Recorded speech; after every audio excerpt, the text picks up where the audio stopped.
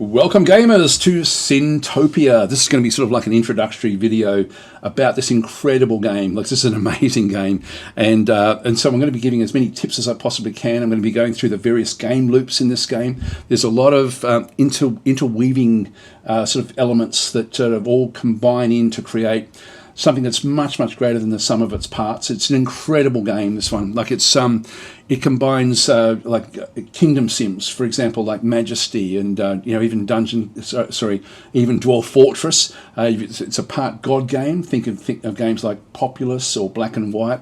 It's also part Tycoon game, and again, sort of thinking of things like Roller Coaster Tycoon and Dungeon Keeper, those sorts of games. So it's sort of taken incredible elements from these incredible sort of classic games and mesh them together in something that is much greater than the sum of its parts. It's just phenomenal. Anyway, I'll be going through, there's a lot to talk about in this, because the way it sort of works, the basic premise is that you influence the overworld up through here, and this is like where you've got the kingdom sim type aspect, where you can create influences but not actually directly impact what goes on.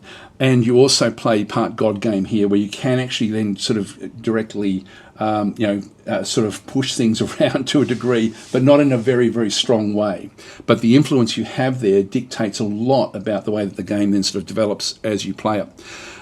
Down below, we've got the Underworld. This is like hell, which is where you then end up focusing and spending a lot of your tycoon type thing. So you build hell, essentially. Now, the whole premise is, on the overworld, the humans that are on this world will eventually, they'll sort of acquire sins, and so over the course of their lifespan, and then when they die, they'll then end up going back into the underworld, ready for processing to being brought back onto the overworld again. And so when they come into hell or the underworld, the whole idea there is to cleanse them of their sins. I mean, as we cleanse them, we get what's called purgadollars, like purgatory dollars, and this is sort of how we then sort of progress in the tycoon aspect of the game. But there's a lot of combining elements, but again, just done beautifully. Now, before I get started here, there's a few different things. I do want to thank Team 17, and Team 17 is actually like the makers or the publishers of the Worms franchise, which was one of my favorite franchises of all time. They've got some amazing games. Anyway, thank you, Team 17, for sponsoring this content.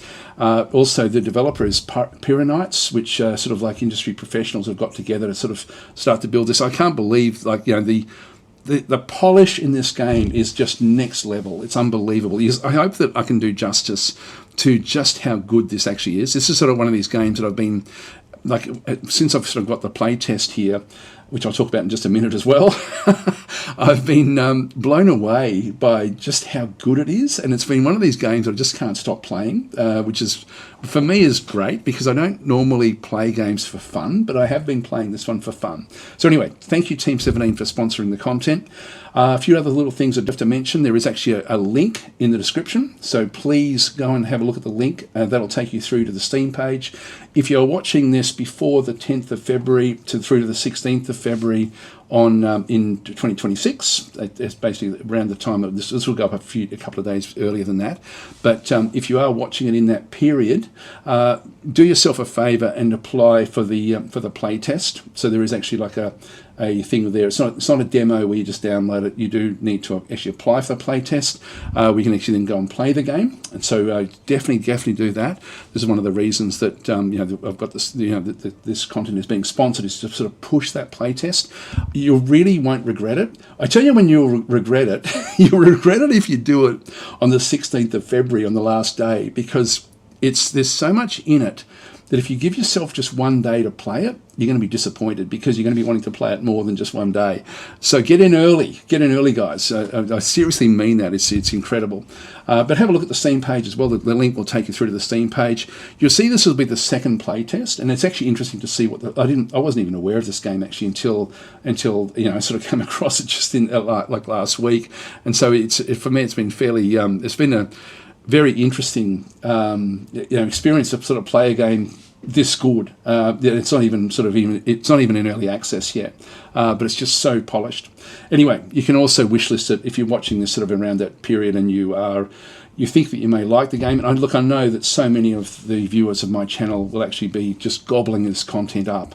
Again, look at those games I just mentioned before, where this just combines the best parts of those games and combines them in a much, much more cohesive way.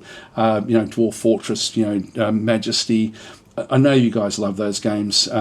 Even games like Sintopia reminds me very much of the old Sintopia game. A lot of those classic games, which just which so many modern games just never really reach the heights of those classics. This one surpasses sort of the classic aspects of a lot of those games. The combination of what it does. Anyway, I'm gushing.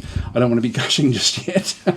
But this has got the playtest coming up. So, the reason for the sponsorship is to actually promote the playtest. So do yourself a favor, get in early with that one, just so you can play it for as long as you can. There's a hell of a lot of content in this one. You're not just going to be playing a small aspect, you're going to be playing something really quite large, and you will need more than one day to actually really get the maximum fun out of the actual game itself. What else is there I need to mention before we sort of get into it?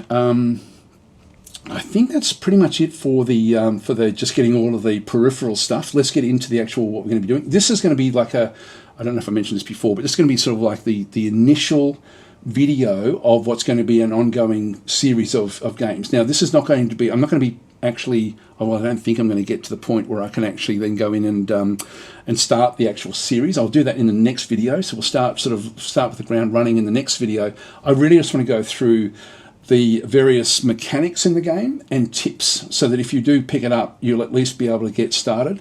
I will say that the tutorial is excellent in this game. It's actually it's surprisingly quick, and it sort of gets you, it's enough information to get you started. So they do a very, very good job of the tutorial. I would highly recommend you do that anyway, but I'll just go through what the game has got, and so we'll go from there. So I'll do another quick summary of, well, actually I might just do that now. The Overworld is sort of starts off with this. The Overworld is full of different sorts of things. If I just sort of zoom back out again, if I middle mouse button, there we go. And I can then sort of have a look around the actual world itself. You've got a central temple. I'll explain what all this does. You've then got aspects. This is actually a graveyard where got the dead will actually then congregate here, waiting for a bus that will then take them through to hell. So this is how souls leave this world and get sent back to hell. When they are resurrected, they come back through this resurrection portal back over here. They also have new humus, which are what the humans on the world are called, through here, where they actually every night they procreate and then have sort of like babies and things. This is a market down through here. This is sort of like the central town area with different buildings, different houses. This is where like they will build their own houses. In fact, you can see there that there's a house being constructed there at this point in time. If I go and click on it, this is under construction, and so different humus will actually then go and construct this particular building. I don't want to get too stuck down. I just want to give you a bit of an overview. We've got a mine working up through this other side, other things on this world and around where we are. We've got like an aspect in through here. This is actually a power shrine, and this one here will then give us different abilities. This one gives us the zap ability, so a magical site that provides free spells. So we can use this to directly influence the overworld. So we can actually zap creatures on there and kill them off, or help doing other things. There's all sorts of stuff we can do with these different spells. There's a lot of different spells. As we come across to here, we then have a farm. We've got different farmers working in through there. In this video, I'm going to go through in more detail what we're doing through here, but you can see there's a whole civilization. Now, we don't tell them what to build or where to build or anything like that. The ruler, who is sitting up in here, does all that for us. So this is actually the queen. She's going to direct who builds what, and she is influenced by her own, her own interests. So whoever is the monarch will actually then dictate what the focus for the humus actually is. We also have things like, this is actually like a ranger tower, and through this other side, and you can see down through here there's a watchtower. They've got 8 rangers currently that are actually sort of operating from here. They can have up to 20, and this little symbol through here is then sort of showing that we've got a series of rangers which are actually sitting out through here on the, and we'll go through in a bit of detail later on as well, but these are the rangers, And so they're just sitting here in the like essentially in the forest on the side of the mountain. Why are they there? Because they're looking down over the other side here, I think. Yeah, down through here we actually have like a little encampment of what are called Gwarkers, and this is like a Gwar camp. So these ones spawn Gwarkers that defend the outpost. There's 10 of them in here. It's in pristine condition, so it hasn't been attacked at all. They're currently resting, and you can sort of see the Gwarkers sort of operating in around here. They're just little lizard men type units. These are the enemy, or one of the enemies in the actual world itself. So we have Gwarkers back in through here. You'll see that there's a big Gwarker group in through here as well. This is a Gwarker camp, and so a Gwar camp with 32 Gwarkers in it. This one is actually going to have other units around here. I'll just see if I can find them. That there is a shaman, a Gwarker shaman, and this one has got all sorts of different abilities. So member of the Gwarker clergy, worshipper of the Drago Gwarker Mammon, so relentless arsonist. So these actually cause all sorts of, there'll be raids coming into our territory. Again, we don't tell the army what to do. We don't even tell the army how to get built. We don't even start with an army, really. So we've got some basic buildings at the very, very start, and then eventually over time things will then sort of develop. So we've got these are sort of just placed sort of all over the place around the actual world. Through here we've got like a group of wargs. This is a warg lair. A warg lair in through there. 4 wargs live in this area. Don't know if we can see them. There's one. So we've got wargs in through this other side. They also will be raiding. The Gwarkers and the wargs don't like each other, so they will attack each other when they're close enough to each other.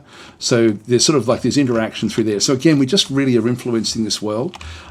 Here is another of the power shrines. This one does Magmine, is the spell that we end up picking up through here. Again, I'll go in more detail, but you can sort of see it's quite difficult. It's quite complex. Another Gwar camp in through that other side. What else have we got? There's all sorts of stuff just hidden away all over the place in through here. Another power shrine back up there. This here is actually something a bit different. This is actually was it going to show us? This is the Pillar of Atonement. So the pillar fills the Humus civilization. The pillar fills as the Humus civilization generates sins. If it reaches maximum power, it will trigger an apocalyptic atonement crisis. Now, it's going to take a lot of sin. This is the sin meter in through here. So we need to get up to 60,000 before this thing then fires, and it then causes all sorts of chaos. So just be aware of that. You need to find this on your map and then just make sure that you sort of are looking every so often just to see how far off we are. We're a long way off at the moment, but that can fill up fairly quickly. So yeah, this is essentially we have to try to manage the amount of sin on the world. This is why we have to manage the sin. If, for example, this could end up creating like a zombie explosion of undead. So when we go back to the various units that we actually have, where are they? Back in the graveyard, back in here. So we can end up with the undead souls, if there's too many of them around, end up sort of like, and that can happen anyway, where if we end up with too many people in the graveyard, they can only process 5 at a time to actually bring them back down into the underworld. But this is sort of like something where we can end up with zombies in through here as well, that can then go off and feed on the other units. Now, we don't have to worry too much about what's going on there, but of course if all the Humus end up sort of dying, then that's the end of what we end up doing. But the goal is not to have like 1 million Humus, which I'll go through it as well as we sort of get into it. So that's the overworld. There's a lot going on just again from the influence. This is so brilliant, like just in terms of its own the biome sort of working together with the various various hierarchies in the world sort of doing their own thing, including the actual hierarchies within the humans or Humus themselves. Let's go to the underworld. I can go and click on the underworld, or I can sort of zoom all the way back out again and then just go and find the underworld in through here and click on it. I can just do it this way, or I can just go and click on the actual underworld itself. So this is the underworld.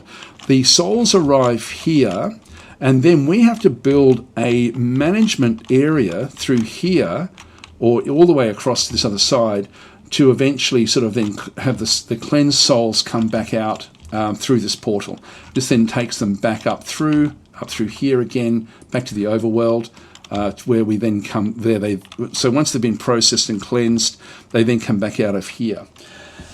Let's now delve even deeper So that's the outer layer of the onion. There's a lot going on, even just in that outer layer. So let's now delve into, I guess, different mechanics that then sort of work in different ways. We are playing what's called a mandate game, and you can see down through here, or if you look at the objectives over here, when we start a game, we have a choice of different mandates we can play as, and in this particular game, our main objective is to punish greed. And so we win the game if we can punish 3,000 greed points. We've done 67 so far. And so we need to be looking at how we can then sort of acquire greed through influence in the overworld and then punish it in the underworld. Or not just punish it, but actually sort of expel it and let the characters come up.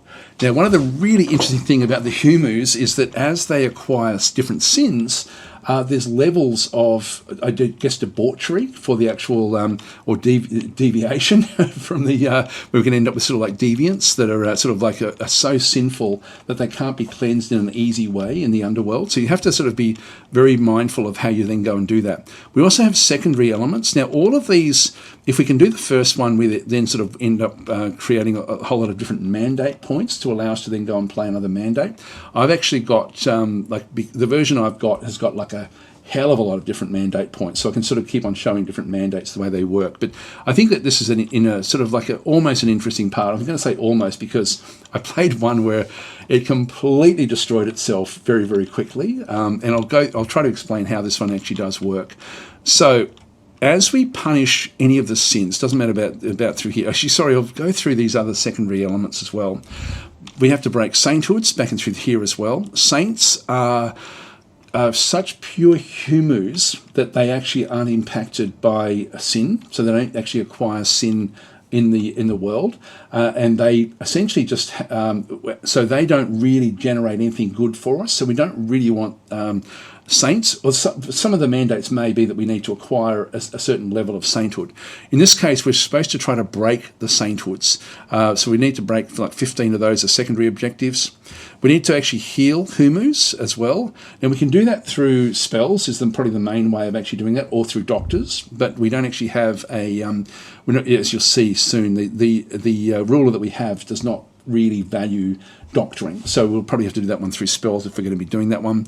And that's just the health factors of the Humus. We'll get through that in a little while.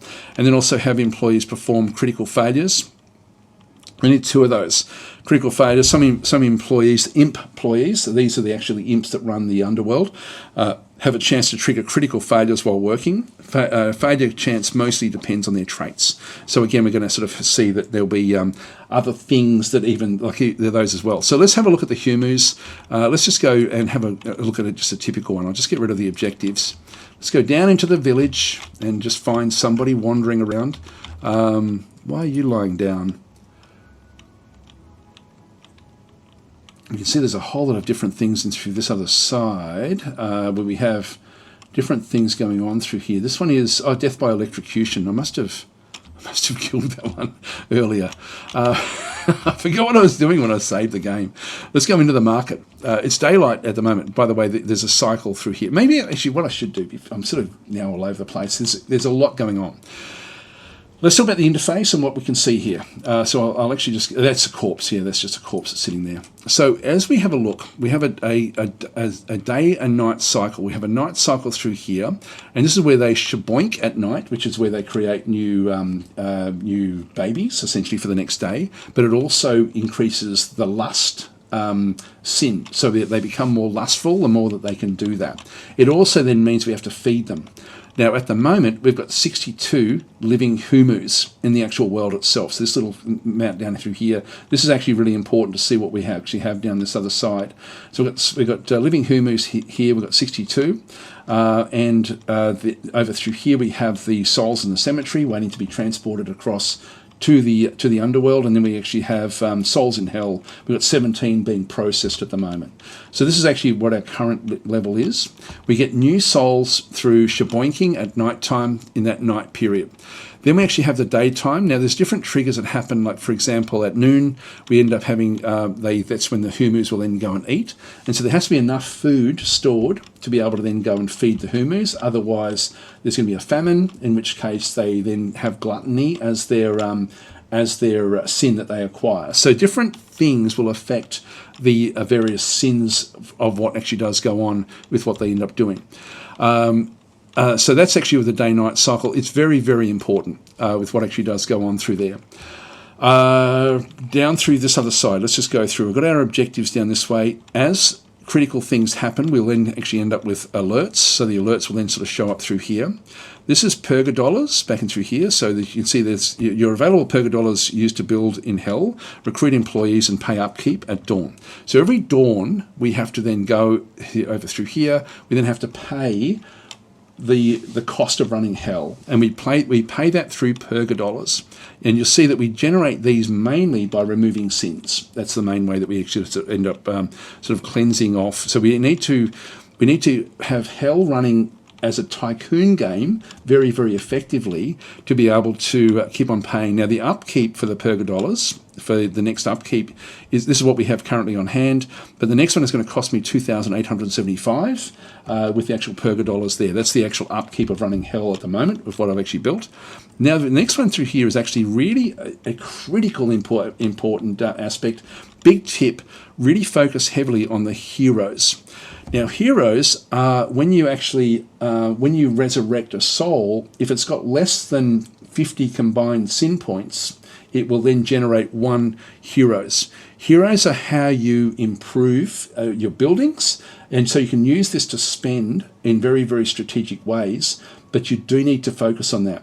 A bit of a noob aspect is that you may just let things run completely rampant and find that you actually don't have enough heroes to be able to then effectively build what you need in Hell. So focus initially very, very heavily on getting that aspect sorted first. So as we go through the playthrough, you'll see that my very first thing will be, how can I maximize getting heroes generated, like these coins in through this other side. There really is, it says down at the bottom there, you see that you earn heroes when resurrecting souls with a low sinometer of 50 or less. And that's actually quite hard as the game progresses. It's easy at the start, so use the start to just really try to pump out as much as you possibly can. It's really, really important. Down the bottom here is we actually have faith coins. Now, faith coins are how we then cast spells. So at the moment, we've got 1 spell that we can use, the Force Push. But you saw there was this other building that was just over here somewhere. This one here is going to give us zap points. So we actually have zap points in through here. This is something we can then use as spells. They cost faith to then make use of. So if I have a look over this one through here, if I just go and sort of click on that one, you'll see there that it's going to cost me 10 faith points to use a Force Push spell. And I can use this to, kill off different creatures or kill off the Humus. And yes, you do probably want to be doing that a little bit as well, just to try to keep the population down and keep your processing of souls at a nice optimum level. And again, particularly early when they haven't acquired that much sin that it actually works in fairly well. So that's the spells. We'll be down through this other side. As we come across the top, we've then got sort of like these are the spreadsheets and the information, the basic information that you're then going to have. So this is the sinometer. I will go through these in a lot of depth, but let's just keep on with what we're talking about up through this other side. So the sinometer is actually where we end up sort of having like a summary of all the sins that are actually going on in the game. Again, very, very important. All 3 of these tabs is vitally important. We actually have the cultist menu. Yes, we do have cultists in the game. There's also different levels of Humus depending on what they end up doing. So there's a whole range of different stuff. We've only got 2 of them on this map at the moment, and they're trying to recruit more into the cult. The cult, they will actually then ultimately start to make sacrifices to us, and they will then provide us, those sacrifices will end up being faith coins. And so they will deposit those faith coins in behind the temple in this little area down in here. So this is actually where they will actually, there'll be a sort of like faith coins back in there for us to pick up. So the more cultists we have, the more we're going to be able to then use the spells. So meaning we can directly influence the actual overworld. So we need them to do that for us. So you can see there's a whole lot of different game mechanics and different sorts of, different resources that we need to be acquiring. There's also resources the Humus need themselves, but they sort of have to manage that themselves to a degree. Right, the next one across here is, so that's the cultist menu. We'll open that up in just a minute. Then we have the rulers menu through here as well, where we actually then look at the actual ruler. And the ruler is a vitally important person on the map, because they dictate what the focus for the Humus is going to be while they're the ruler. And so we've got the ruler in through here.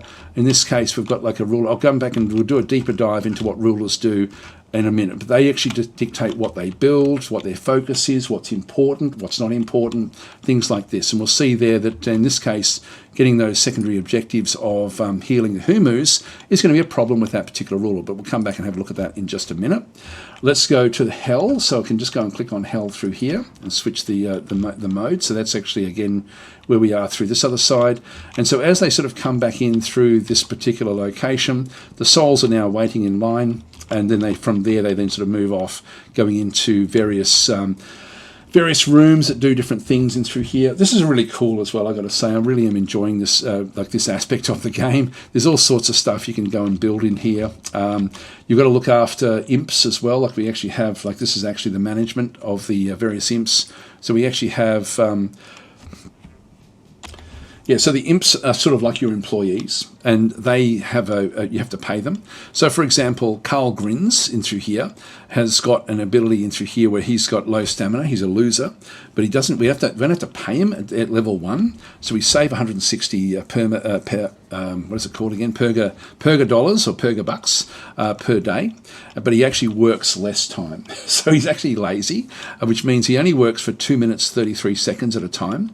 And then but he does work. His work speed is 100%. But we don't pay him anything. So these are actually also very specific. What they end up doing is they actually end up working these little areas. So we can actually go and have a quick look. So it's a bit like, again, we've sort of seen those other sort of management type games where we sort of, I forget the name, Evil Genius. It's a bit like Evil Genius where you sort of got like different groups coming in through here. So this is sort of like somebody who actually is sitting back in like trying to process different things to save us perga dollars. So over the course of the day, she will actually generate more savings for us. So we have, so she's sort of just going to be, it's quite funny, all the different stuff that's actually in here. But she just works away in that little room. This is like the restroom for the imps, back and through this other side as well. When they are on a break, if they go into the restroom, it's going to allow them to sort of process their break faster. So we do want to have one of those on the map. When we get going, I'll go through in detail why I'm making certain decisions. The most basic of the things that extract sins is this room through here, which is this is called an what is that one? That's an Omniscient Doctor. And so I've got a couple of those just in through here where they process the various souls. So this soul is being processed by this imp here to cleanse them of their basic sins. If we go and look at this soul here, we'll then get sort of like an idea that their sin levels are quite low in through this other side. And so that's just being, so this one has now just been finished being processed. There's another one there waiting for a new person. When they're on break, they don't get anyone coming through. These locations in through here, we've got someone that's very, very officious in the line here. And if we go and click on them, we can sort of see what they're up to as well. They've all got different traits that do different things. This one here has got only works for 2 minutes 20 seconds. Again, there's heaps of stuff that we can sort of see back through here as well. Now, what we have with these is we can actually push them along a little bit. You can see there the motivation is actually they're just indifferent. So movement speed and work speed are unchanged, but I can motivate them to work a bit faster, so we can get plus 50% movement speed, plus 25% work speed. We need to do this as well to actually get hell working more effectively. I won't go through all the specifics of that one, but that's essentially where we can do it. Now I can go and change them into different roles. I just pick them up and drag them around. We also then have like a special sort of area through here, which is actually this is a greedologist. and the greedologist is going to be there to process greed. And so in this case, this particular imp is going to be in here just to process the most greedy of the actual imps. Now, to get into this room, you have to have a level, and we don't have anyone just yet that's actually at this level in the game just yet, where the greed is actually above this line.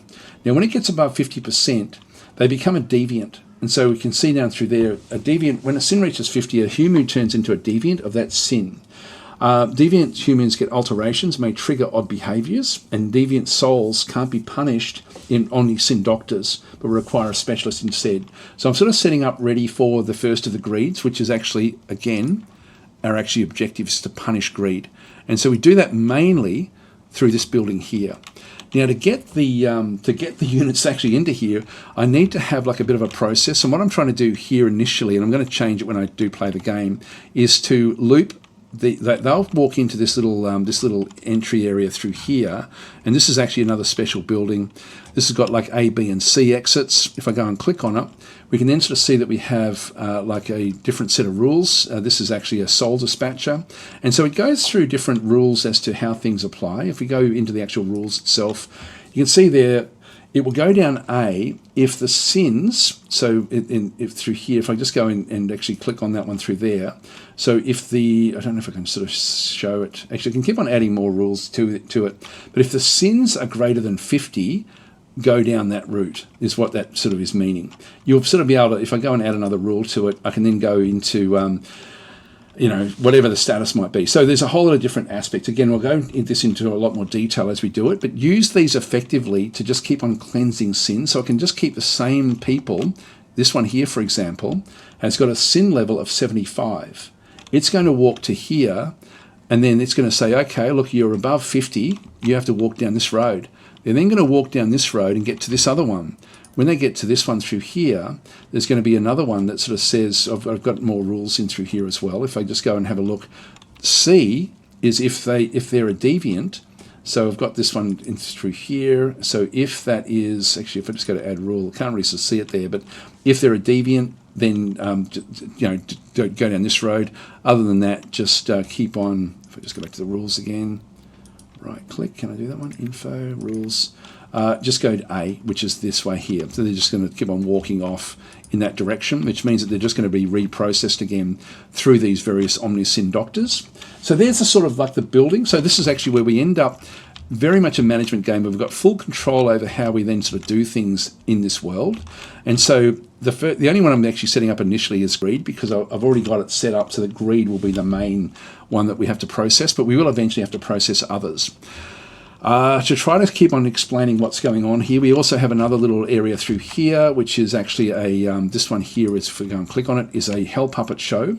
And what this one does is, as souls are processed in here, it doesn't generate Purgabucks, or Purgadollars in through here, which is what our main resource is. This one generates faith points, which allow me then to do more things on the Overworld. So I can then sort of start to zap things in the Overworld back up through there. But we'll go, as we sort of start to play the game, I'll go through in a lot more detail why I'm sort of laying things out in certain ways. So don't worry too much about that one, but it's pretty cool the way it does sort of work with these little areas in through here again, like these are Purgatile fields. And so souls working on a Purgatile earn Purgadollars, and so we end up with 4 Purgadollars per tile. And so we've earned 88 just with the souls coming out of this room and then walking through these different areas through here of hell. As we also come back through, there's one little tip is that just as the employees need to be pushed along a bit, and we actually have different ways of actually getting them to work more effectively. So these are the different buildings that we actually end up having. We've got specific buildings here. So we've got Soul Punishment, which is the Omnisin Doctor, the Greedologist. We've got Soul Processing, which is the waiting booth back in through here, the Hell Puppet Show, Hell Facilities. We've got Restroom, which is back over this one here, and Impish Resources back over this other side, where she's actually processing, trying to keep the actual dollars down as much as she possibly can. That's her job, that particular imp in there. there'll be other things we can then sort of do in through here as well. Then we actually have different sorts of roads, like the soul road, which is what the souls walk on. The imp roads, which is what the imps, only imps can actually walk on those particular roads. The waiting line back and through this other side as well. The utilities, we have the soul dispatcher, which is this sort of logic gate that we actually end up sort of setting up, so we can sort of set up different things in through there. Since actually starting this one, I've actually now thought of all sorts of other things I could have done better, which is actually really interesting. And so as we sort of, then we've got this is actually where we've got the motivation or fear. Fear is going to then push the actual souls along faster. So as they're moving along the road here, eventually as they sort of get out of this gate, they're going to then hit this area where there's a lot of fear here. So we actually have different fear abilities. These cost 200 pergabucks. And so this is going to give me a little bit of a fear aspect. They're just a plus 30 fear, which will then push them along. And again, if I have a look at the soul, this particular soul has got, it's just indifferent, it's unimpressed. And so it's just ambling along. It's not sort of moving quickly. So to process the souls faster, I have to get the souls scared. So you can see how there's just layer upon layer upon layer of different mechanics that sort of work in the game. Again, beautifully done. As they get to here, though, it actually really changes. Now, I've put a little thing here because they tend to sort of slow down. I've just put it like a gargoyle in this particular location, which is a plus 30 fear aspect. So this particular character here has just entered it. It's now just gone up from unimpressed through to worried, which will then speed them along at plus 50% movement speed. So they'll get a little bit worried, and then eventually that will then sort of come back down as well over time. So this particular soul, you can see there, it's already, they acquire sins even while they're wandering around in hell. And so this one's gone over 50, even though we had a gate to look for 50. So that one won't get me any any heroes. So that's not going to be any good. What about this one here? Let's have a look at some of these. This one's 31. And see there, it's got like a little symbol. There's a chance if it's under 50 that it could become a saint. Now, saints also can't be processed in hell. They don't acquire sins. So I'll show you saints when we go back up the top there. But there's a chance that one will then become an actual saint. There's also a good, like it's not going to go above 50. So that will earn me a hero's, like a hero coin that I can then go and spend. So that's the way it's then sort of working in through this other side. As we come back through, there's a few little things you can do. If we go back into the layers are like filters in hell. And so we can actually have a look. This first one is the hell motivation and fear. When I go and click on that one, you'll see that we can now see the areas for things being motivated. When they come into here, it's plus 75. Now, I didn't really have a look at this when I designed this. I should have actually used this plus 75 to really get things cranking along through here. And then I should then hug this lava here as well and really get things pushing along as they sort of move through there, rather than having to rely on these sorts of things to get the movement speed up. We don't have any motivation at this stage for any of the others. Other things we actually have, which we can do this on the above world as well. The sin intensity, we're not going to see much in through here. There's really nothing really going on. None of them are deviants yet, so we're too early in the game for that. And then we've got influence as well, where we've sort of got like different things. This is actually not applied in hell. This is actually for the cultists, try to actually get more humus to become cultists. Only got 2 at the moment, so they're working on trying to get influence. I might sort of go back and have a look at that as well, just to try to sort of show how all these different things actually do work. God, there's so much. The layers in this game are just so rich. But the whole idea of this one is to process the sins, get them to a low level so that we can actually then just get them out again and get the pergabucks. Let's just unpause the game. I'll just watch it as this one actually goes through. So this particular Humu is going to, this one had a heart attack, which means that we probably zapped it. And it's now moving through the process. It's going to go into this gate. We've got 2 heroes back and through here.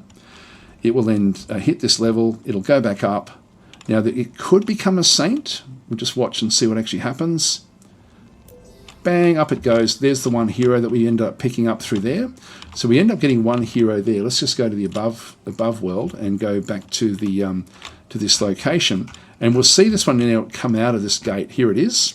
So here's the same character that's now just come out with the 32 sinometer there, but it's now a Humus. So if we just go and have a bit of a look, this now is a newcomer.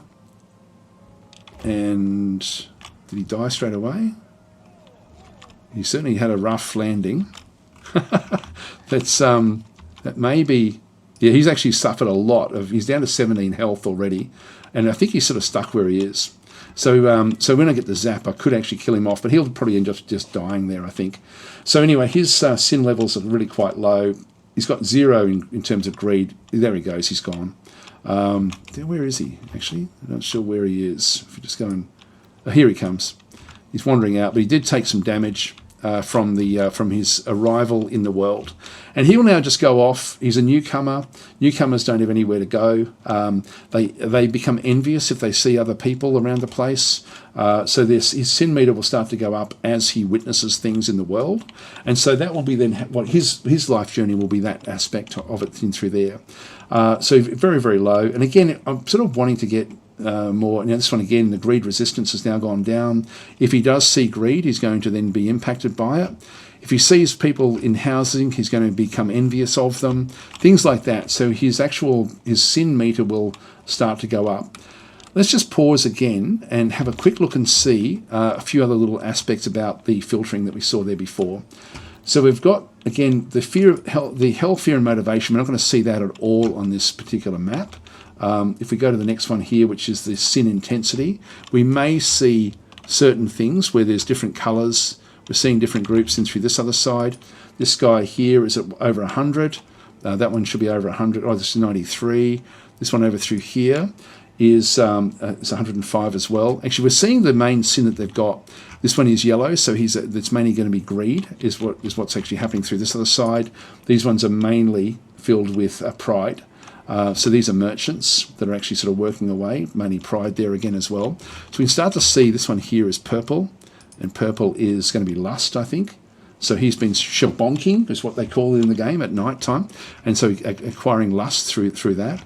Again, we're seeing sort of a bit more greed back out through this other side as well. So we start to sort of see the main sin that they're sort of guilty of. Again, it's just beautiful the way they've done this with the game. It's just, there's so much in it.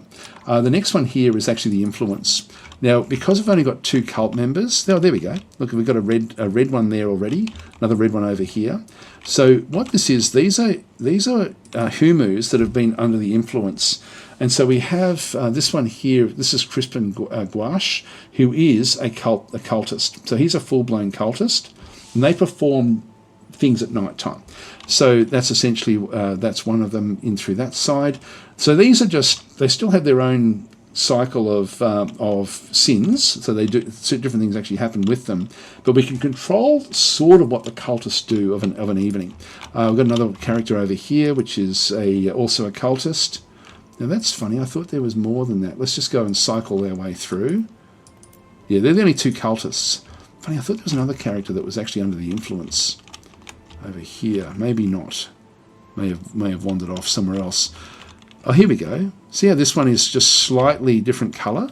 This one here has been influenced at night time. So this one here is actually a believer. So they believe in us because of the cultists. And so this one is on its way to becoming a cultist. And so, again, high greed.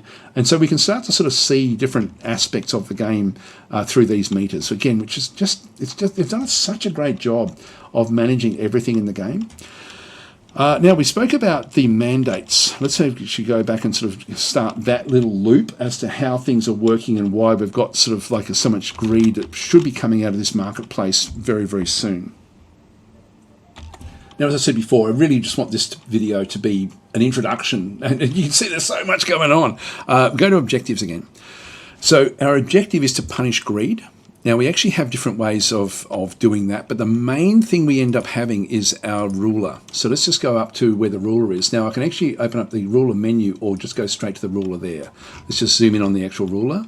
There's a ruler sort of espousing things to the population, sort of giving different, it's ruling at the moment. So just in the middle, in the front there of the temple, giving instruction to the others. And you can see there, they've got their own sinometer in through here as well. We don't want to be killing off this particular one because like she's got different alterations done to it. So she's got maximum health, so she's always going to have good health. She's got good speed. She's also got good work speed, but she also got low greed resistance. So she's actually going to be greedy. And so she's actually got a propensity towards greed. And this is the first ruler is often exactly what you need to get the main objective done. If we kill that one off, it's going to then be a random person from within the actual the Humu population will then become the new ruler. And their focuses may be completely different. Maybe not something that we actually want. If we go and have a look at the actual ruler menu, this is actually where we end up with the she's like a wealth. Her personality is as a wealthy bourgeoisie. So the Humus dream is well and alive. Will all be rich. So her whole priority is acquiring wealth, which leads to greed. Her strength is that her life path is as a merchant, and so she pushes merchants strongly through the actual game itself. Her weaknesses are doctors and also priests. So she's not going to be healing up, or she's not going to be asking for hospitals to be built, for example. So there's different life paths that the different Humus will then acquire.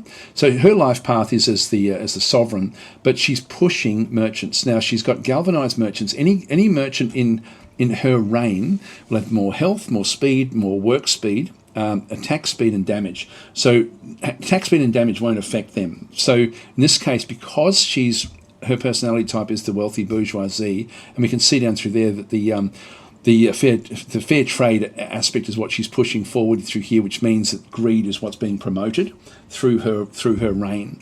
So merchants are stronger. The markets are more reinforced, which means that they are sort of more sturdy against those Guaco sort of invasions and things. And also she's got that fair trade ability through there again, which we just sort of saw there, where all the Humus under her rule have actually got a negative 50% sort of greed resistance. So the greed resistance goes down. Now, different rulers will have, it can be focused in all sorts of different ways, which is, again, really, really cool in the game. And so we can sort of see what's going on with what she does. So just by having her as a ruler, she is actually the ideal person we need to fulfill this first objective, punish greed, but she's also not the best at healing the Humus' health. So she's not going to be achieving that one.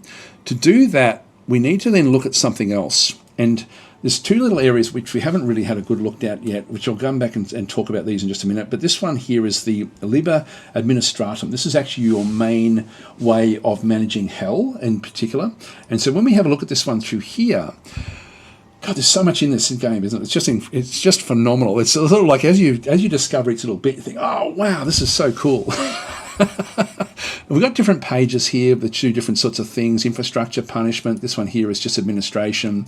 Then we've got hellish welfare, and then finally administrative magic. There's healing rain. To get healing rain, if I did want to sort of go for that one, I could then use that as a spell, which will be down in through here. You can see the force push has already been given to us, but but we would then actually have healing rain coming in off the side here, and that's going to cost me 10 of the heroes. I've got 3 of them now because we just sent that other one through. So processing, I need to get another 10 before I could actually even look at getting that one. But that is not my priority at this stage. I need to process.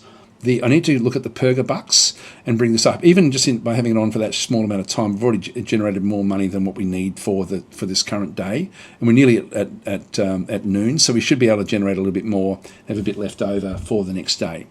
So at dawn we pay the piper's bill at dawn. So anyway, healing rain is there, but there's all sorts of different things. One of the big things in through here is going to be the various rooms. Now, this one is mainly going to be to do with the actual imps themselves. You also have different abilities here that are going to cost like 5 heroes, where we end up getting different abilities for the actual imps themselves. These are buildings which will help the imps, but again, 10 heroes for those, 5 for these. And I had to buy the restroom, so when I got 5, I then got the restroom, which will then just make them work a bit faster. Back into here are the actual special. This is the sort of like the roads and the infrastructure, and so we can actually put more souls on the bus, for example. First class tickets back in through here, increase the amount of Purga dollars spent through Hell's entrance fee. As souls go on the bus, and as they arrive, they then pay an entrance fee as well, which is more purga dollars for us. You can see there that just over the course of that having it off there, we've actually got more faith coins now. We're nearly at the maximum, which is 100. And we've got sort of like imp roads as well as other roads. So we start off with different things in through here. Again, this will be fleshed out over time, like as the game is developed. There's certain things in through here. This is not available yet, the cloning center as an example, which is really cool. This is actually what we ended up having to pay. Rank like 5 heroes in through here. Because deviants can't be processed through the Omnisin Doctor, we have to get specialists. And in this case, I've already unlocked the Greedologist, because greed should be the main one that we end up having to sort of focus on. But as we sort of get other ones as well, we'll need to actually get all of these. So there's 7 of those for the 7 deadly sins. Glutton, pride, envy, sloth, wrath, greed and lust. So they're all different aspects of what we end up having to sort of show in through here. Again, we've got different types of stuff in through here as well. This will all make sense, like why do we need feeble demons and stuff like that. I'll try to explain the progress of how things actually work in the game. But these buildings here are going to be very, very important for us to be able to process the correct people and actually just have them actually processed well. This is actually how we're going to then generate a lot of these purga dollars over time as the population becomes more and more sinful, which is what sort of does happen. You have to be sort of managing the sins quite effectively. If you mismanage them, it really gets away from you to the point where the whole civilization collapses very, very quickly. Other technology, these are the fear aspects of what we actually end up having. And then finally, we actually end up having, again, these are the spells that we end up sort of being able to get. There's the zap spell. We can pick these up essentially through the various shrines that are around on the actual overworld as well. So we can just pick up a few aspects of those. Oh God, there's so much to talk about. Let's now talk about the management of how Humus work and how the souls work. So we've got the sins back up through this other side. So we can open up the sinometer in through here. I can also open up aspects of what we then get to see. Now, there's no demonic activity, and but we do actually have the highest sin through there. So the highest sin levels average, we've got 13. The total is like 1,000 points, for example. So we just get like a summary through there. But if I go and click on this one, I then get the sinometer. This is probably I'm going to give feedback that this is a bit too small to see what's going on. But it sort of rates them in both. We've got Hell and the Overworld added together. And we can see there that greed is just picking ahead of lust, which is just picking ahead of envy.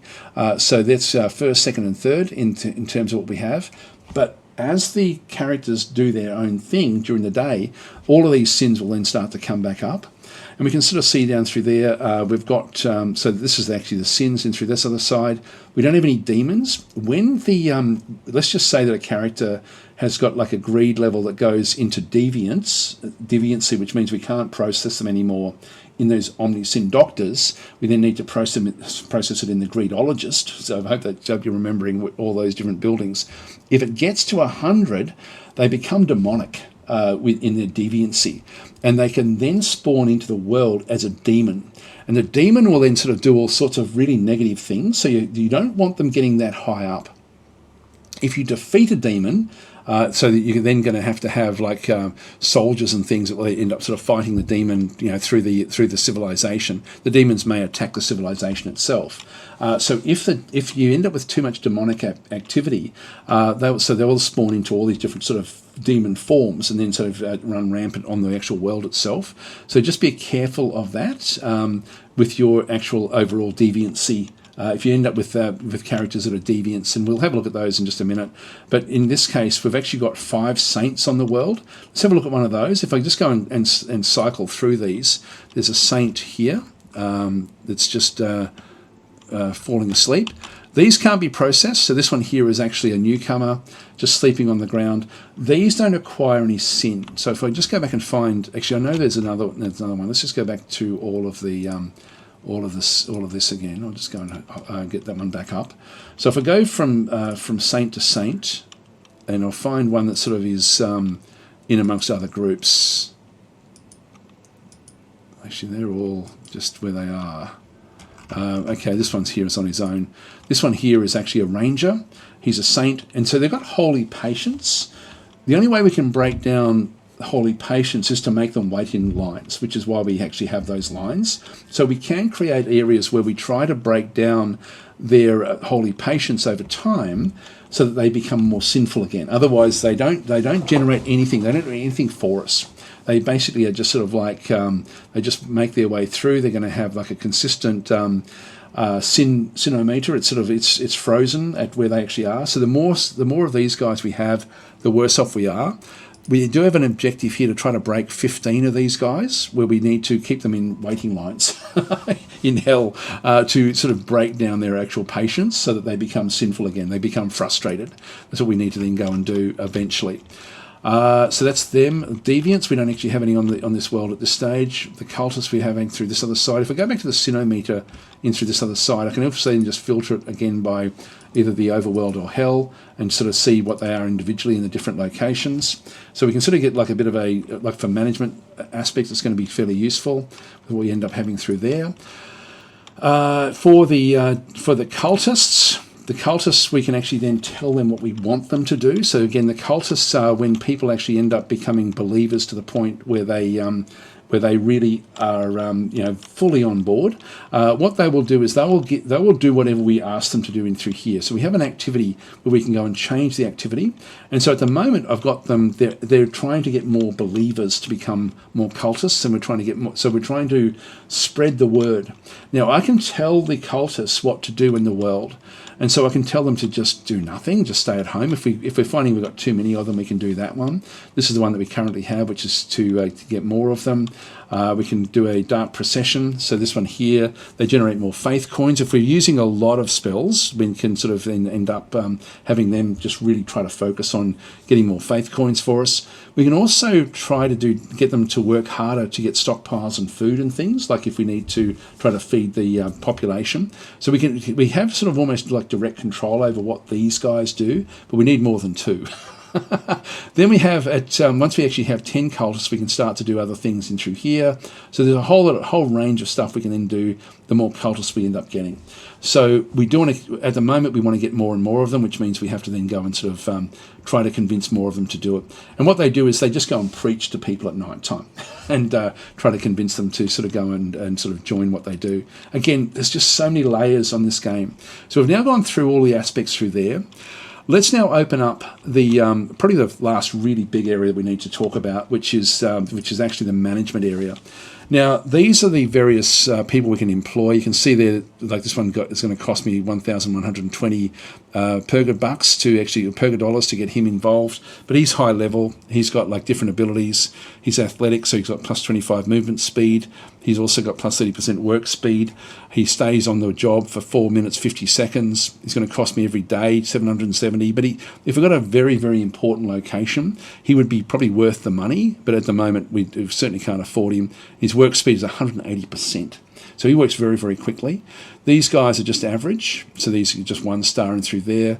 Some of them won't cost anything, like this one here is actually a drama queen, and so he's got no wage increase for that one there, but he's a 5% chance to go on strike and spontaneously at noon. So he may go on strike, and so he's not going to be very reliable. Only works for 2 minutes 40 seconds at 100%, but doesn't cost anything. So unimportant buildings he would be fine for. And then Morty back in through this other side, going to cost me 150 per day. Only 330 to actually employ him. This one here is high-spirited, so he has plus 15 permanent motivation. So he's going to work a bit faster than average. So he's going to be fairly good. He only has he only works for 2 minutes at a time at 100%. And so we've got there's all sorts of different things. These are sat imps. We've then got, so these are work imps. These are our basic workers. Again, they've all got their own sort of little abilities. And then we actually have the secretary imps in through here. So these actually sort of work into more of the peripheral aspect of the of hell itself. These work directly in sort of like some of the basic buildings, and then these guys are more specialists with what they end up doing. That's the recruitment. Now we also have the various imps. We can sort of see the list of everyone that's working for us in through here, what they're doing. We've got one on a break at the moment. Their motivation is all quite weak. This is what they're going to cost us to actually just keep them working. We also have we can see what their traits actually are in through this other side as well. And so we can sort by these as well if we're wanting to see what does go on. I can also then just filter by the various sorts we end up having in the game itself. And if we look at demons and through this other side, so the demons, we don't have any on the map at the moment with anything that does go on, but we've got 7, and they all correspond to one of the sins. So if someone becomes demonic because of greed, they'll turn into a leprechaun, and so that's a leprechaun through there, and so we can filter by these. So these are all different monsters that will then or demons that will then come onto the world and then cause issues, but we don't actually have any on this particular one just yet. And so that's all the staff in through this other side. Recruitment is the default screen. But really, really cool, and I'll probably finish this video off with just showing you this aspect. Maybe I'll actually just let it run for until we go through the night cycle, just so you see like what happens at night and how that then sort of works again. So we'll just have a look at what goes on through the course of like a day. If we go into stats, so staff are the imps and the demons. Stats are the humus and also the souls. So we start off with population. And this gives you so much information in spreadsheet form. I actually love spreadsheets in games. I know it's sort of like people find that funny, I guess, to a certain degree, but the spreadsheets in this are great with what you can do. You can filter by anything at all through this other side. This will give you a really, if you're new to the game, have a look at this screen and just try to get a bit of a feel for what's going on. Click on all the different bits and pieces. You've got the various health. You can see there the ones that are actually dead at this stage, where their souls are being processed, are back in through this other side. If I go and click on health, so we'll end up with all of the dead, and then we actually have people with very, very poor health going up to those with very, very strong health. So we can sort of filter, and I can do a reverse filter as well. My strongest person is got 72 in through this other side, and so we actually have so that one there is one of our rangers. You can see down through there is the ranger. Our sovereign is actually back in through there in this other side as well. And we can sort of see whether they're a humu or a soul. I'll just go back to name again at this stage.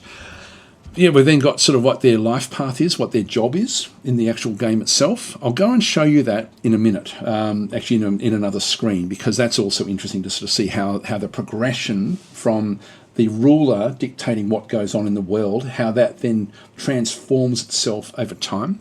Then actually have, this one is the cycles, how many times they've been through the Underworld.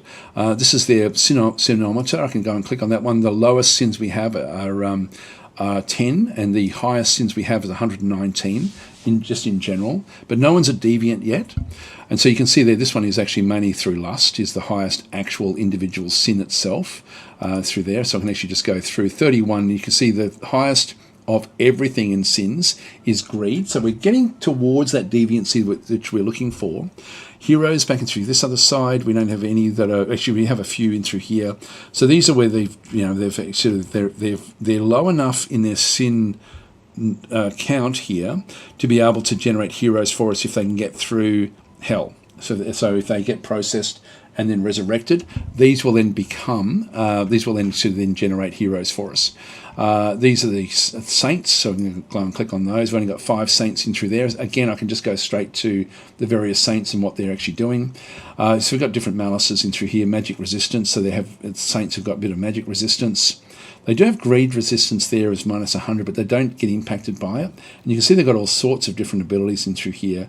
If they're a saint, they've got all sorts of aspects that then sort of become beneficial for them. The next one over through here is influence. Like this is mainly through cultists and how much influence they've actually taken. The 2 cultists are going to be the highest ones. Then we've got a couple that are starting to become more and more influenced, falling under the influence of the cultists. So over time, these will then become cultists as well once they get high enough. And again, we've got different bonuses as they become cultists with what does go on. So anyway, that's sort of where we are with that one. And then different bonuses, malices, etc., just with the population. For the cult, in through here, we then have other abilities as to the influence that we've done to try to sort of generate things. I won't go through all of this sort of stuff, but some of it will actually be gained. So we gained 656 points at dawn. We can sort it by the balance overall, when it was added, when it was removed, and we can hover over these question marks to see how it was added. And so spells were like if a Humu witnesses a spell, like whether it be a zap or we do something, or if we kill other humans or Humus, they're going to be influenced by that and become believers in, like as a god game type aspect. Some of the hell buildings will actually also increase that. Some of the reward chests will do it as well. The cultist activities are the main source that we actually have where we don't have to do anything. They'll just go and do that at night time. So they will actually then go and preach to the others to try to raise their influence. And we have role model boons as well back and through there. To be removed, we've got resurrections. So there's going to be an aspect of the resurrection will then remove a certain number of points. So as they resurrect, they then have to then relearn. So we don't want to be killing off too many of the cultists if we can do it.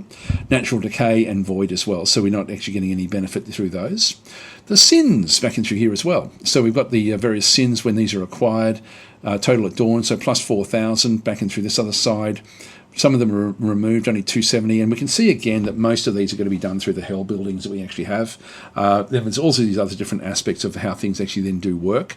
So these are added mainly through birth and life path, infernal corruption, and miscellaneous. So there's different things that are going to then be impacting how they acquire their sins.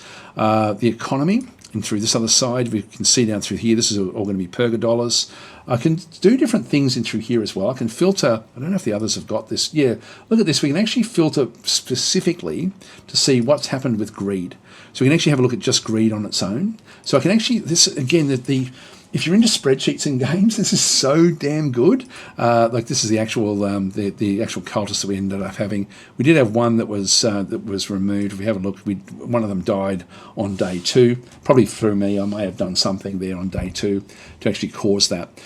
But again, amazing what we end up having through here, just with the filtering in the spreadsheets. I love this aspect. So if we go to heroes and through this other side, we can then sort of see total at dawn. We only had 1. The balance is plus 6. We generated 6 in total, and we've spent 0 at this point in time. So the only way really, we've got Souls Resurrection is the main way that we do it. We do have things like imp traits, role model boons, reward chests, banished demons, and miscellaneous, but it's very hard to generate these any other way than through Soul Resurrection. So we need to get as many with the actual overall sin count under 50 to then be pushed through this aspect. So we can try to generate those, but again, be aware there's a high chance we're going to end up with with saints that will also then be generated in that same process. And saints don't acquire sins, which means they're a waste of space when they get killed and be sent back down into hell, unless we can corrupt that aspect of them. Again, the layers upon layers upon layers in this game is just phenomenal. The souls, back in through here again, we sort of have like the total at dawn in through this other side. If we just go back into there, we can see there that on day 1 we had 0, day 2, 9, day 3, 13. So we're accruing enough. It's fairly positive with the way it's sort of then working. Then on the overworld, we then actually have the souls at dawn in through here on the different days. 50 is what we start with, down to 43, up to 53, and we've acquired another 10 over the course of this particular day, and so that will be a bit higher unless we start to kill a few off. So anyway, that's the different stats, and again, I can actually then have a look at actually this is actually really cool. I did want to show this. This is the on the overworld. Actually, the population, we don't have any, we've got filters there. The filters are pretty interesting as well with the different things. There is a bit of a bug in here at the stage, but that will be fixed in the final one.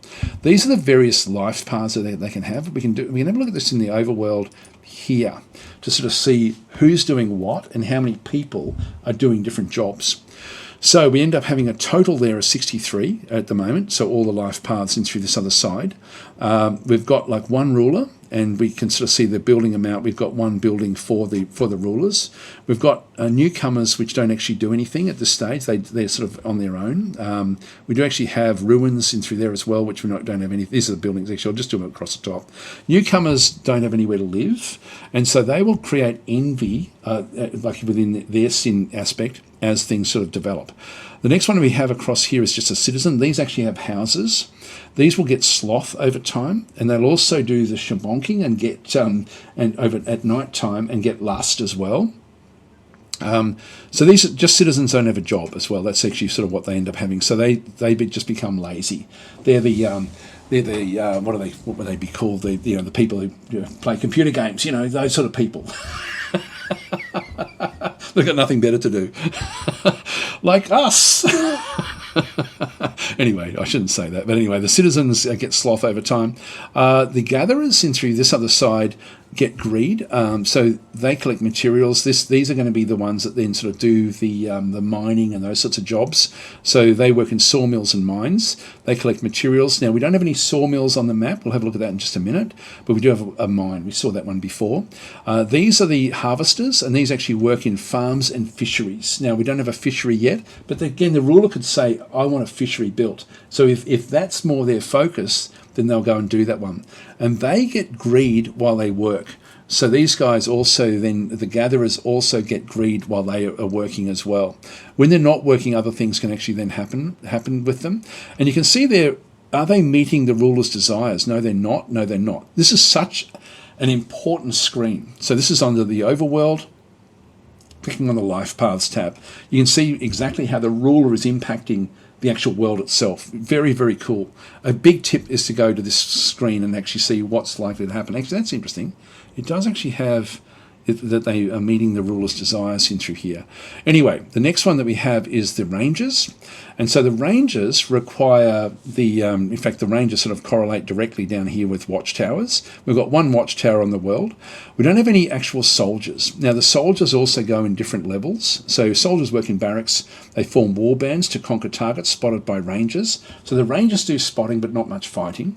The soldiers do the fighting and defend the civilization against threats. An experience when killing hostiles and can become veterans or champions. So they actually, a bit like settlers, if you're sort of thinking of that sort of game, we end up with units that can then sort of get better and better and better at what they do in terms of the actual soldiers. God, again, there's so many games where there's aspects that remind me of old classic games. And I've just mentioned settlers there. Soldiers are naturally more exposed to gaining wrath when witnessing death, and they also gain sloth when waiting for a task. So it says there in the bottom there, like rangers, soldiers don't go home to Shabonk at night and don't participate in the daily birth rate. So we don't have any of those yet, but the ruler will eventually ask for a barracks to be built, and then some of the newcomers will then become soldiers, and then they'll start to sort of train up, and then they'll have to fight the walkers as they come, or the wargs as they come to attack us.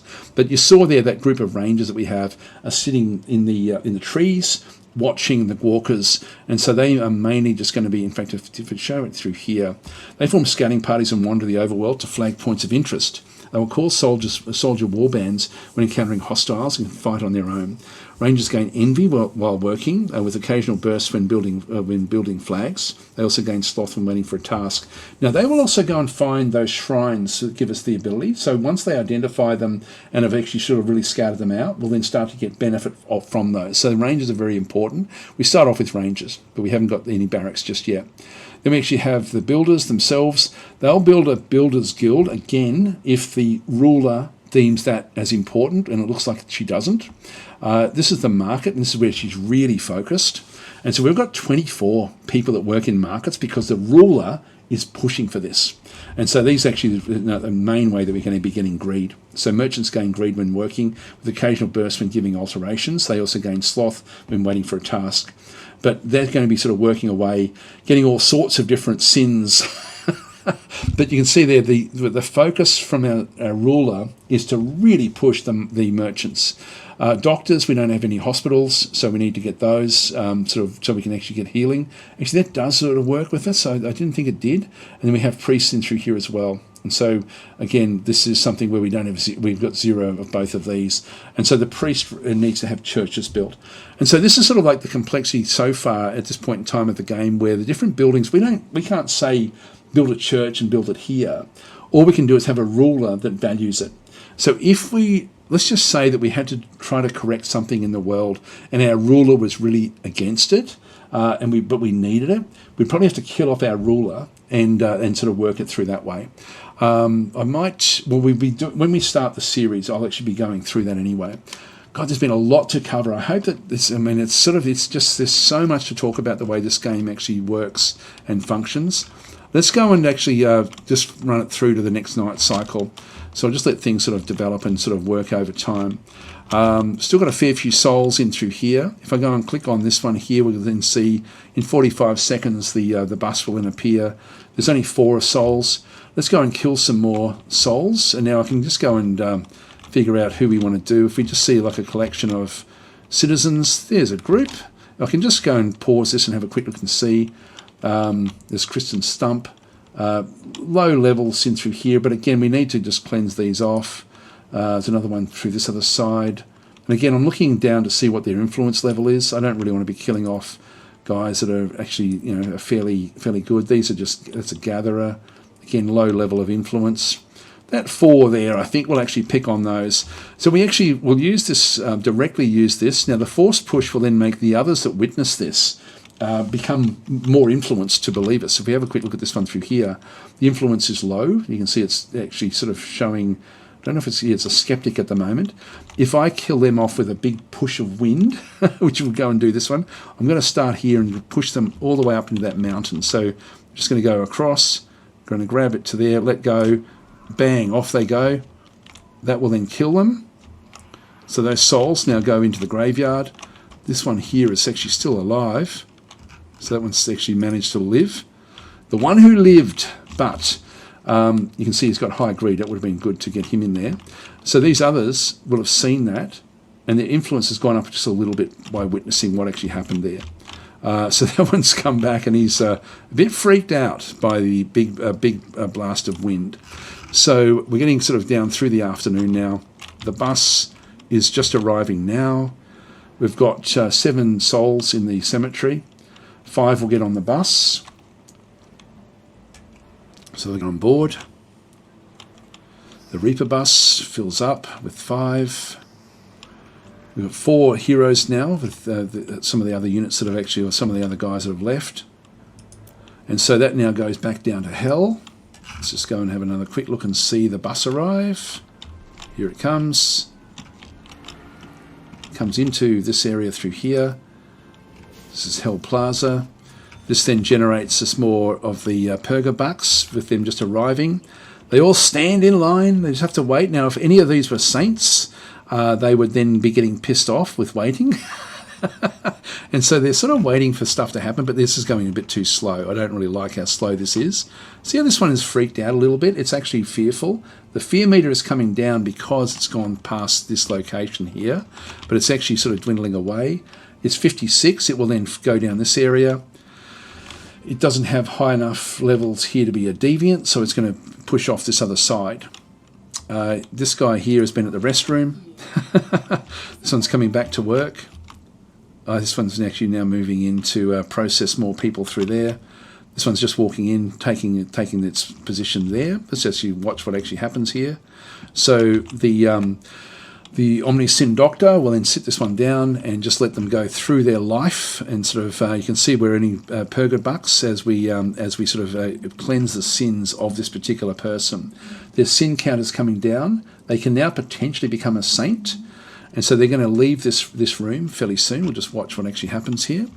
This one as well is just going back in. This one here has got a sin count of 56. They'll be under as well. And so I shouldn't be building these so close to the start. I should be getting the souls closer to the end before I do this.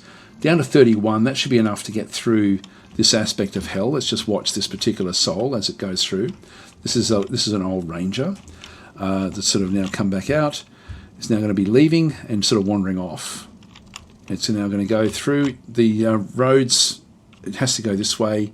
Hits this one here, where it then has to sort of figure out, are you less than, if you're over 50, we're at 30. We're going to, again, you're going to see down that it's now really just tourists. It's just wandering around in hell. Really doesn't care anymore. As it gets closer to the lava, it will then speed up. Now, you'll see this fear meter go bang, up she goes, and look at the speed now picking up.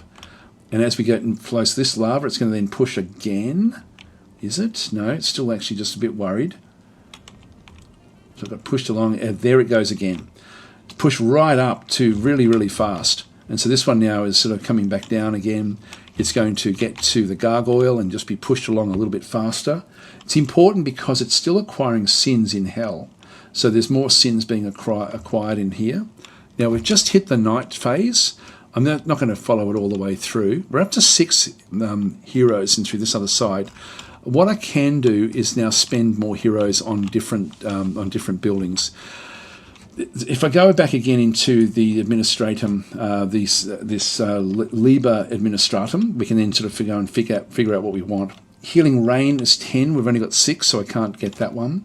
More often than not, we're going to be going to this punishment area to try to find out which of these we need to get at 5. So we can go and do that one through there.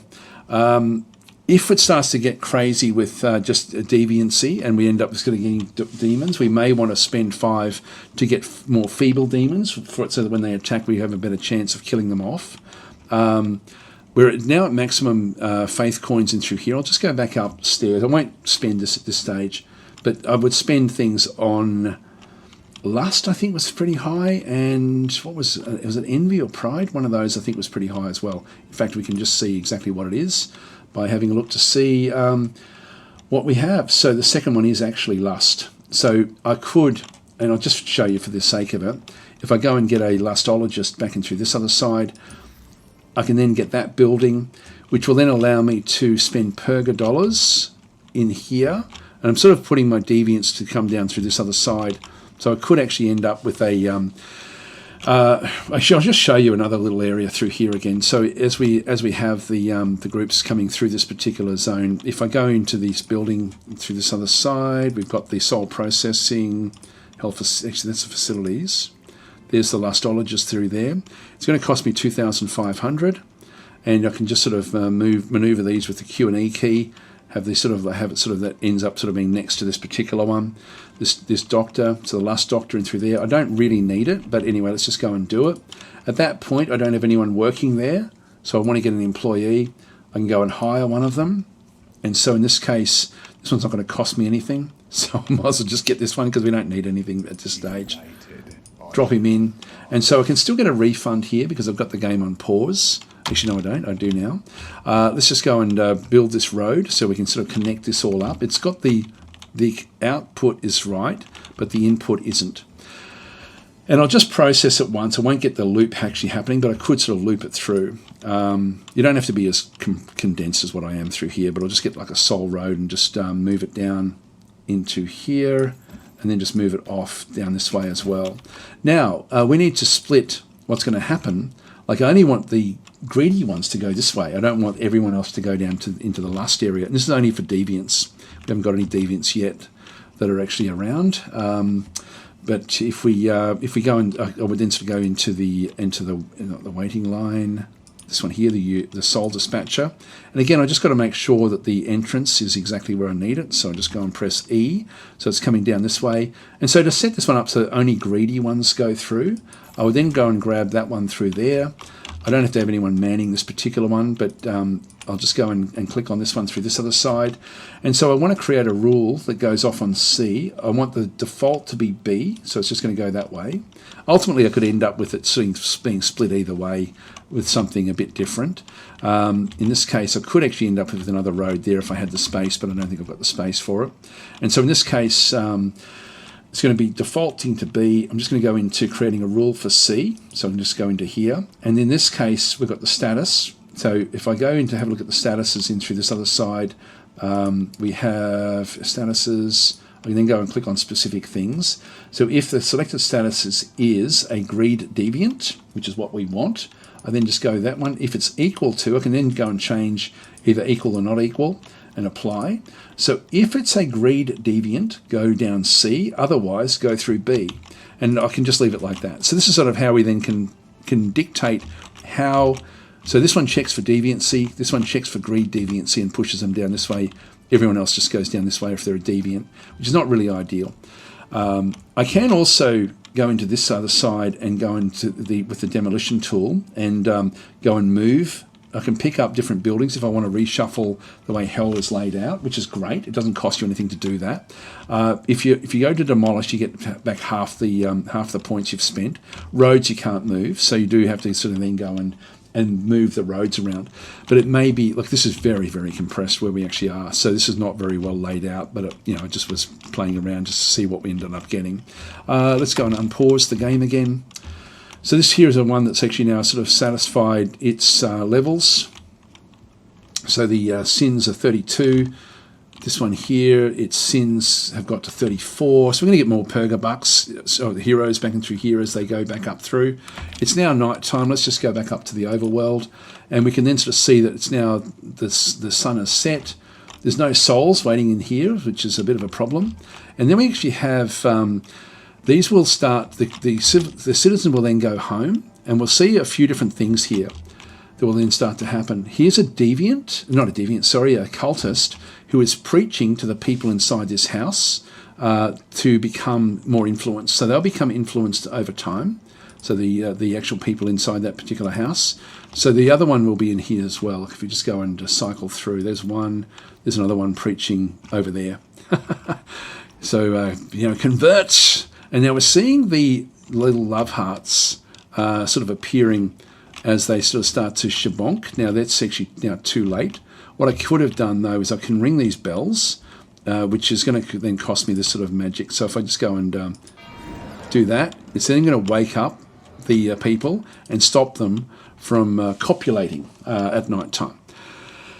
That's then going to run through that cycle of night time. And so that will then sort of, it's probably already too late. They tend to sort of be doing that early in the evening. So the clock, the humans work through the day and shabonk at night. But I can sort of keep on ringing the bells to just keep them awake. But these guys are subverting the people inside. And we'll see what happens at dawn. At dawn, if I hover over this one, dawn events are that at dawn newcomers spawn at the temple and upkeep is automatically paid. We've got enough money there for the upkeep. So the upkeep is going down a little bit because of that imp that was working in that special building to reduce. We've still got units wandering around. What are you doing out here? There's just a newcomer. They've got nowhere to live. These will actually suffer more health over time with what they're doing. Everyone's now left the marketplace. They're no longer working there. Just let it come through to the next day. We should see envy. Oh, this is wrath actually, but envy should also go up with what they witness. So they're just asleep on the ground, and the health will go backwards a little bit there. These guys are still trying to influence everyone. That'll be another newcomer. Newcomers don't have anywhere to live with what they end up doing. Getting very close to dawn. At dawn, we'll then see all the shabonking. We'll then sort of end up processing more units or more humus through this other side. We've got 66 living humus at the moment, 15 in hell, one waiting, one soul in the cemetery. They will die automatically over time. So I wanted to sort of show this one, but with the next episode, we'll actually go through and actually really show how the how the actual aspects work. I'll have to put an index to what's going on here. But seriously, like the game is so rich and deep with what does go on. It's just getting to dawn now. This is really seriously, it's such a great game. Get into the playtest. I don't think you'll regret it at all if you like. If you like what's going on. There we go. We've now got plus 19 have now been generated through the night. So we end up with a whole lot of humus coming out of this little area. And they're arriving. We've got some that have actually been hit. Who are you? That's another newcomer. So they'll all sort of wander down now. Let's just say that I want to be processing a lot of these. So these will all be fairly. They've got a little bit of sin already with what they're doing. So they're product of sin. Some of these are actually okay. I can just go back into this one again and just go Hawushka. And we'll just kill off a lot of these. They're going to hit the temple. There they go. Just fill up the soul bus. We don't want to have too many. We have to feed them. And as over time, eventually the cultists will then bring us goodies back in through here. There's nothing there just yet. But we can actually sort of go in and start to process. This is the administrator's altar where we can get more of these coins. But we are processing these. You can see that's building up as well in hell. We're back up to 6 again, so we are processing the souls fairly well. Again, really the secret in the early part of the game is to get the heroes in there and just keep enough souls sort of being processed through hell to keep the heroes being generated. If you get to the point where you've got such deviation that you can no longer, or even a lot of saints, you're just not going to be able to generate the heroes that you need to get things going. So it's now the next day. Everyone's now, some of the newcomers are building more houses. This will then house, 4 different citizens, essentially. They will then all go off to work. So we have now workers working back in through here again. I can always just, again, kill off different groups if we need to. We're not going to see any attacks going in just yet. It's still too early in the day. Still too early with what's going on. This one should be accruing more power over time, where we I don't know if we'll get to see that. I'll let it go until noon. At noon, we then need to have everyone sort of eat. And if there's enough food, then they will actually eat. There is actually a setting there for the food. If we go back into here, I think, and have a quick look at the stats. Is it the economy? Yeah, here we go. This is food. So we can sort of see there, food at noon, we've got 672. We've got more than what we need. We're generating, we can sort of see what's being generated through there, through the resource nodes, essentially. So we've got more than enough food for the population. We've got 82 population. It's improving over time. So we'll just keep on things sort of thumping along. But it's really just a matter of managing all of these different aspects to sort of see different things sort of kick on in. I'll just let it go past noon and then we'll call it quits. This is the number of days. We're on day 4 of the 4th dawn in this other side. These guys are all still just doing what they do. Are we still watching this one, or have they wandered off? If we just go back to the to this one here, they're now back home again. There's 10 of them now that have been sort of created, and they've got there's 0 expeditions at the moment. So they will then just go off and, depending on what the Queen wants them to do, they will just go off and see different things. So we've already sort of been spotting these. If we had soldiers, the soldiers would have attacked this war camp back in through there. Really cool game. As I said before, if you're watching this one in early February, like in sort of around the 10th, grab it, get into the playlist so you can spend a few days with it. I don't think you'll regret it. The game sort of scales up over time. What I will now do is I can only have one of these. Oh, there we go. We've got something in through here. We've got different guys who've leveled up. So I can actually go and pick different traits for these as well. So these actually, over time, they level up, which makes them more valuable. They can work faster, but it also then makes them more expensive. I won't go through and process this one just yet. Actually, I can go and pick it. We've got Idle Mentor, so this was plus 100 experience given to employees crossed in restrooms. So if they're wandering around in restrooms, then they will actually sort of give even more experience. This one here is plus 100 when going on a break, so we end up with the Purga dollars going on a break, and there's a better chance of a soft failure, which we have to try to get actually in this game. This one here is no wage increase this level, so we save $200 per day. I don't really need to do that. So plus 5% chance to go on strike spontaneously. Let's go that one there. This one here is also Philip has gone up a level. Plus 10% extra work time. This one here is plus 50 when poked with a fork. So we can actually push them to try a bit harder. This one here is no wage increase. I'll just go that one for that one there. So again, each of your imps then also has like its own sort of personality traits, how they then operate. Look at the waiting line here. So these guys are all sort of waiting. I don't know if there's any saints in here. If we have a look at the group in through this other side and look at the saints. I'll see if I can find one in hell. They're all on the above level there. No, they're all. None of them have got to hell yet. But if they're in hell, there's nothing you can do about them. They just wander around. You need them in those waiting lists. Would have liked to have shown that. Anyway, let's just go through how the mandates are created, just so you can sort of see how that aspect of the game sort of works. But this one gives you an idea where we've got a greed-focused world. If we go back out, so this will be the final little collection of information. There's so much going on in this game. God, I've been going for an hour and a half. Okay, let's go into it and go to... I won't spend this long when I actually play the bits and pieces. We'll just go and play like a few days without pausing as much as what I am in here. So if we go and if I go back out, if I just go, actually before I do that, if I zoom all the way back out to here again, I can then sort of see like a summary as to what's going on. So I can actually go and look at a summary of everything, like how long I've been talking and doing stuff and just looking at things, like what the actual average sinometer is. So we can get a bit of a summary as to how things are going into here as well. Again, beautifully presented. You'll see through here the objective is greed, but we have all these other different boons as well that actually come in, and we have modifiers. We have gravitational anomalies where physical impulses are 75% stronger. So that means that wind push that I have will actually do a lot more damage than what we sort of see through there. Prestige points back and through here, so we are earning prestige points. So we've got total prestige 1,925 in through that side, but we haven't earned any yet because we haven't really done enough. And so actually we do have a little bit through there. It's the secondary objectives that we can get these. Essentially, these aren't purga dollars. These are mandate points, which I'll now show you what they actually are. So if I go back out and I can give up the mandate.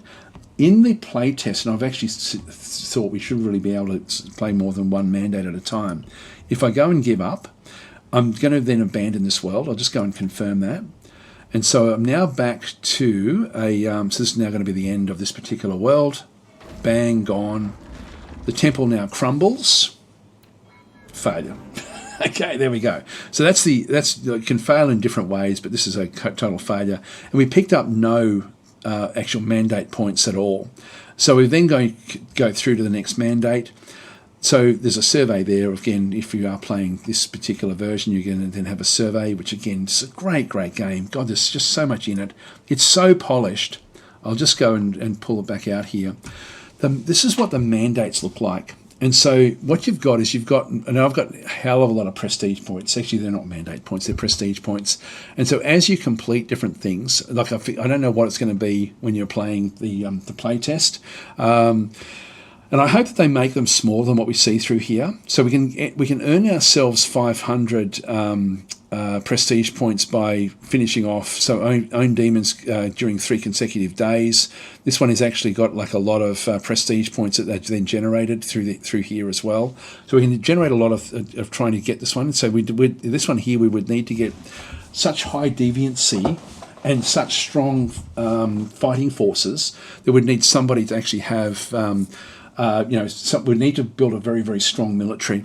This one, we don't want to get rid of the sainthoods. We want to actually have the saints. So in this case, we want to actually sort of encourage having 30 saints living on the world, or even where they are. Have deviant rulers. So we need to have 1 deviant ruler and destroy Humus buildings 1 there. So these are the actual bonuses we end up getting in through this other side. Modifiers here is that these are anemic humans or Humus, and so we end up with negative 50 with their damage or their health. So these are not going to be all that strong to fight the demons. So we need to actually own the demons ourselves, which means we need to defeat them and then recruit them. So there's a lot. So we need high deviancy, high sainthood, and also so we need to really have opposite ends of the spectrum. So this is actually a fairly difficult one to fulfill, and we have different sorts of locations there for the overworld. This one is the Misty Mountain. In this case, we've got the Secret Pond. This is actually what we were trying to do in through here at this point in time. I can re-roll the mandates. I might do that one for 250. So this is what we were trying to do. And then I might do that one for when we actually come in and do it. So I'll leave it where it is at this point in time. But I can go and replay this one here by picking that one. So I can go and pick it through that side. So if I re-roll, it's cost me these mandate points, but I can go and pick this one again to keep on replaying it. And again, this is exactly what we had there before. And then we've got one this is the more difficult one. We need to generate influence, meaning we need cultists everywhere. So we need to have a big group of cultists running this particular world. We need to have lots and lots of builders. We need to have sainthoods back and through here. We need to have employees perform critical failures, just 2 of those. Same as over here as well. This one is exactly what we had there before, breaking the sainthoods rather than actually acquiring them. It's really cool the way this works. And again, if you re-roll the mandates, you then get like random things that you have to then focus on. So if we go into the one that we've been looking at through here, the Punish Greed, and I will re-roll for the actual playthrough that I do, but if we go and pick this one here, When we start it, we end up, I can go and spend more of the prestige points, like 2,000, to unlock different abilities. These I can right click on or just go and click on these to get rid of them. And so we end up having boons that we can then put into the game itself. These will then, as I go and unlock more of these will then unlock as well. Now we have 7 demons, well, these are essentially, I guess, demons is what we end up having. So these ones, these are in charge of different aspects of the game. So we've got we've got Mammon in through here, which is all about greed. Actually, what does that one do there? I haven't looked at this one through here. The Archduchess of Greed. So we see the detailing through this other side. So Mammon is here with different abilities that can then sort of really affect what actually happens in the playthrough that you have. So you can impact the mandate that you are playing through their own abilities. We want greed in this particular one, so Mammon is the perfect sort of demigod to bring in, or the perfect, I won't say demon, because demons in the game are the leprechauns and stuff like that. So these are like demigods. So we can actually bring their boons in to help us. So hoarding treasure was what Mammon is known for, so blah, blah, blah. Again, there's some really cool stuff in here.